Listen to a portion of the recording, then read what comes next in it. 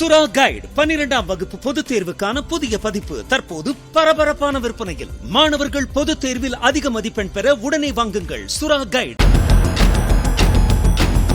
Chennai mint தெருவில் 2 நாட்கள் முன்பு பட்டப்பகலில் கத்தியை காட்டி மிரட்டி வழிப்பறி செய்யும் சிசிடிவி காட்சி வெளியாகியுள்ளது. இருசக்கர வாகனத்தில் சென்ற இளைஞரிடம் அவருக்கு முன்னும் பின்னும் 2 இருசக்கர வாகனங்களில் தலைக்கவசம் அணிந்து வந்த 4 பேர் பட்டப்பகலில் வழிப்பறியில் ஈடுபட்டது குறித்து பூக்கடை போலீசார் விசாரித்து வருகின்றனர்.